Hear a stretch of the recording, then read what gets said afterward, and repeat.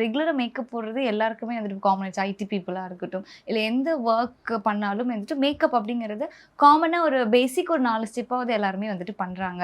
So இப்ப இந்த மாதிரி ரெகுலரா மேக்கப் போடுறவங்க எப்படியெல்லாம் ப்ரிவென்ட் பண்ணலாம்? ஃபர்ஸ்ட்டு வந்து பார்த்தீங்கன்னா, நீங்க வந்து ஆயில் கண்ட்ரோல் பண்ற மாதிரியான face wash or cleansers, mild cleansers மாதிரி கிளென்சர்ஸ். நீங்க வந்து ரெகுலரா யூஸ் பண்ணிக்கலாம். ஓகே. இதில ரொம்ப முக்கியமானது வந்து பார்த்தீங்கன்னா, சன்ஸ்கிரீன்.